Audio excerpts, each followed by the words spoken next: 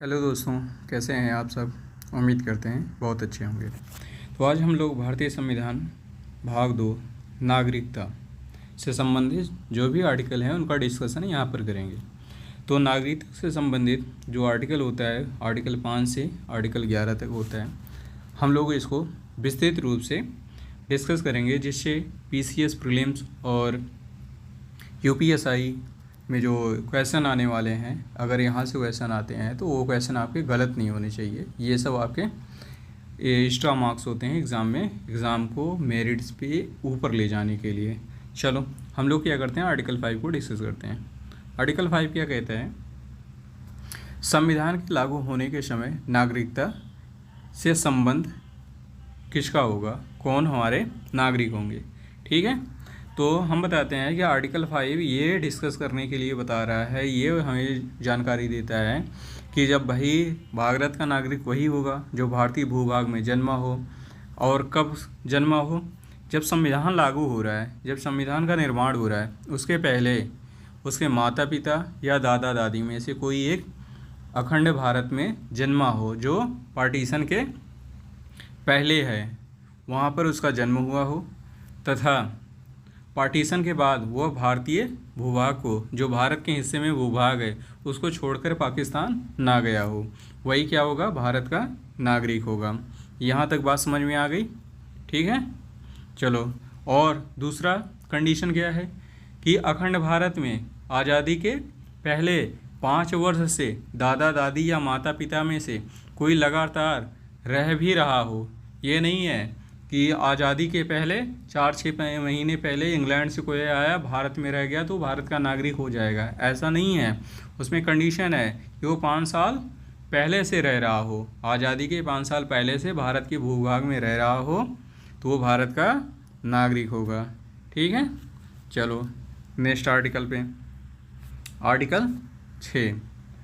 Article 6 क्या कहता है कि भाई कुछ लोग ऐसे थे जो आज़ादी के बाद क्या किए, पाकिस्तान चले गए, लेकिन वो पाकिस्तान से अब भारत फिर आना चाहते हैं। तो उनको किस प्रकार से भाई यहाँ पर हम क्या देंगे, उनको नागरिकता देंगे। तो उसकी बात हमारे अनुच्छेद 6 में डिस्कस किया गया। कहा गया कि पाकिस्तान से भारत में प्रवास करने वाले कुछ व्यक्तियों को नागरिकता का अधिकार। ठीक है, कैसे नागरिकता, जो 19 जुलाई 1948 से पहले भारत आ गए वो क्या होंगे, भारत के स्वतः नागरिक माने जाएंगे। परंतु जो 19 जुलाई 1948 के बाद भारत आए हैं, उनको क्या करना पड़ेगा, भारत सरकार के द्वारा निर्धारित प्रक्रिया का अनुपालन करना होगा। अनुपालन कैसे करना होगा, भारत में आकर के नागरिकता लेनी है तो भारत में कम से कम 6 माह तक निवास करें। उसके बाद भारत में नागरिकता के लिए फॉर्म अप्लाई करें, फिर उसके बाद उनका फॉर्म एक्सेप्ट किया जाएगा, उसके बाद उनको नागरिकता प्रदान की जाएगी।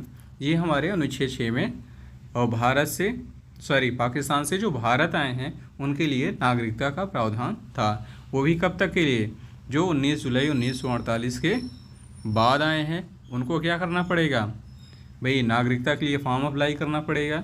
लेकिन जो लोग 19 जुलाई 1948 से पहले आ गए हैं, आज़ादी के बाद तो चले गए, 47 के बाद पार्टीशन में चले गए, लेकिन 19 जुलाई 1948 से पहले वो पुनः भारत आ गए, वो स्वतः ही भारत के नागरिक होंगे। ठीक है, लेकिन जो 19 जुलाई 1948 के बाद आए हैं उनको क्या करना पड़ेगा, फॉर्म फिल करना पड़ेगा आज़ादी के नागरिकता के लिए, क्योंकि वो उसके बाद आए हैं, उनका ये कंफर्म नहीं है रहेंगे कि नहीं रहेंगे, इनको नागरिकता दी जाए फिर ये छोड़ के भाग जाएं, तो इसलिए उनको कम से कम भारत में 6 माह रहना पड़ेगा। उसके बाद उनको नागरिकता दी जाएगी। नागरिकता किस आधार पर, उनको क्या करना पड़ेगा, एक प्रक्रिया होगी जिस प्रक्रिया को फुलफिल करना पड़ेगा, उसके बाद ही उनको नागरिकता मिलेगी। ठीक है, चलो आर्टिकल 7 पर डिस्कस करते हैं। ये कहता है यदि कोई व्यक्ति 1 मार्च 1947 के बाद भारत से पाकिस्तान चला गया, परंतु 19 जुलाई 1948 के बाद भारत अस्थायी रूप से रहने के लिए वापस आना चाहता है और आकर यहाँ निवास करना चाहता है, तो उसको किस प्रकार की नागरिकता मिलेगी। तो उसके लिए भी ये कंडीशन था कि अगर जो व्यक्ति आज़ादी के बाद भारत से पाकिस्तान चले गए हैं, परंतु वो व्यक्ति पुनः भारत वापस आकर यहाँ रहना चाहते हैं, यहाँ निवास करना चाहते हैं, यहाँ अस्थायी रूप से बस जाना चाहते हैं, तो उनको भी क्या करना पड़ेगा, सरकार द्वारा जो प्रक्रिया बनाई गई है, जो शर्तें हैं उसको मानना पड़ेगा और कम से कम 6 माह रह करके यहाँ पर और फॉर्म अप्लाई करना पड़ेगा नागरिकता के लिए। उसके बाद ही उनको नागरिकता प्रदान की जाएगी। ठीक है, ये बात भी समझ में आ गई होगी। चलो नेक्स्ट आर्टिकल 8। ये क्या कहते हैं, ऐसे व्यक्ति जो भारतीय भूभाग में जन्म लिए परंतु वह विदेश में जाकर निवास कर रहे हैं, तो इनको भी नागरिकता चाहिए। अभी इनको भी नागरिकता चाहिए, तो इनको नागरिकता कैसे दी जाएगी?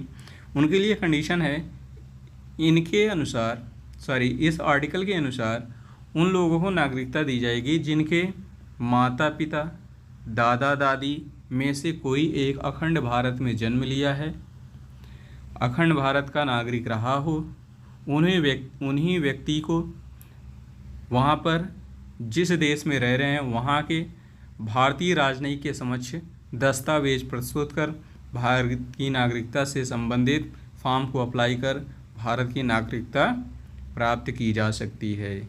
अर्थात जैसे हमारे दादा दादी हमारे इंडिया के भूभाग में जन्म लिए और हम लोग क्या हैं, इंग्लैंड में जाके बच गए, अब हमें चाहिए इंडिया की नागरिकता, अब हम ब्रिटेन के भी नागरिक हैं, तो ऐसी स्थिति में हम क्या हो जाएंगे, भारतीय मूल के व्यक्ति हो गए। अब हम जाएंगे भारतीय दूतावास पर, वहाँ पर अपना कागज़ प्रस्तुत करेंगे कि हमारे दादा दादी भारतीय थे, तो वहाँ पर हमको क्या करना पड़ेगा, नागरिकता के लिए एक फॉर्म भरना पड़ेगा, फॉर्म अप्लाई करना पड़ेगा, वहाँ से फॉर्म एक्सेप्ट होगा, उसके बाद हमें सिटीजनशिप कार्ड वहाँ से प्रदान किया जाएगा, फिर हम क्या हो जाएंगे, भारतीय मूल के निवासी हो जाएंगे, हम भी भारत के नागरिक हो जाएंगे। ठीक है, चलो नेक्स्ट आर्टिकल 9। जो व्यक्ति कह रहा है, जो व्यक्ति किसी विदेशी देश की नागरिकता ले लेता है वो क्या हो जाएगा, स्वतः ही भारत का नागरिकता से हाथ धो बैठेगा, अर्थात उस व्यक्ति की नागरिकता समाप्त हो जाएगी, स्वतः ही समाप्त हो जाएगी। क्यों समाप्त हो जाएगी? क्योंकि भारतीय संविधान में दोहरे नागरिकता का प्रावधान नहीं है। हमेशा याद रखिएगा, अगर कोई व्यक्ति अपनी इच्छा से जा कर के किसी अदर कंट्री की नागरिकता ले लेता है तो भारत का नागरिक नहीं माना जाएगा। ठीक है, ये बहुत ही स्पष्ट शब्दों में अनुच्छेद 9 में कह दिया गया है, परंतु बहुत सारे ऐसे लोग हैं जो अदर कंट्री की नागरिकता लिए हैं बट उनके अगेंस्ट में कोई एक्शन अभी तक नहीं हुआ है। ठीक, चलो नेक्स्ट आर्टिकल है अनुच्छेद 10। अनुच्छेद 10 कहता है कि संविधान के प्रारंभ में नागरिक के रूप में जिन लोगों को नागरिकता प्रदान की गई है वो स्वतः ही नागरिक बने रहेंगे। इसका मतलब है, यदि कोई भी व्यक्ति संविधान निर्माण के समय संविधान के जो क्राइटेरिया थी, जैसे आर्टिकल 5, आर्टिकल 6, आर्टिकल 7, इसके तहत आर्टिकल 8, इसके तहत अगर कोई व्यक्ति नागरिक बन गया है तो वो स्वतः ही नागरिक बना रहेगा। उसको संसद किसी भी कानून के द्वारा नागरिकता से वंचित नहीं कर सकती है, या उनके आने वाले वंशजों को नागरिकता से वंचित नहीं कर सकती है, परंतु विशेष परिस्थिति में उनकी नागरिकता समाप्त की जा सकती है। यह भी अनुच्छेद 10 में उल्लिखित है। चलो नेक्स्ट है अनुच्छेद 11। अनुच्छेद 11 कहता है, क्या कहता है भाई, बहुत अच्छी बात कही गई है इसमें। अनुच्छेद 11 कहता है, संसद को नागरिकता के संबंध में कानून बनाने का अधिकार है। जैसे समय समय पर संसद क्या करती है, नागरिकता से कानून बनाती है। देखो जैसे अभी लेटेस्ट में नागरिकता से संबंधित 2019 में कानून बना, उसमें कहा गया जो भी लोग माइनॉरिटी हैं, कहाँ पर, पाकिस्तान में, बांग्लादेश में, म्यांमार में और वो हिंदू हैं, क्रिश्चियन हैं, ईसाई हैं, अगर वो भारत में आकर रहना चाहते हैं, भारत की नागरिकता लेना चाहते हैं, तो हम उनको नागरिकता प्रदान करेंगे। ये किसके पास पावर है? संसद के पास पावर है। किस आर्टिकल के थ्रू है? अनुच्छेद 11 के थ्रू है। ठीक है, तो ये बात समझ में आ गई होगी कि अनुच्छेद 11 के तहत संसद नागरिकता से संबंधित प्रावधानों में संशोधन कर सकती है और लोगों को नागरिकता प्रदान कर सकती है, लोगों की नागरिकता समाप्त कर सकती है। भारतीय मूल निवासियों के लिए नागरिकता का प्रावधान में परिवर्तन कर सकती है। अगर कोई व्यक्ति है, किसी देश से आया है, लगातार 5 वर्षों से भारत में निवास कर रहा है, अपने देश की नागरिकता छोड़ चुका है, तो ऐसी परिस्थिति में संसद उसके लिए भी प्रावधान की है कि उसको भी नागरिकता प्रदान की जाए। इस तरह से नागरिकता से संबंधित जो भी प्रश्न थे उनका हम आसानी से अब हल निकाल सकते हैं, उनको आसानी से हम सॉल्व कर सकते हैं, क्योंकि 5 से लेकर के 11 तक जब आर्टिकल हमने डिस्कस कर दिया, चीज़ें समझ में आ गई, तो अब हम क्वेश्चन भी आसानी से कर सकते हैं।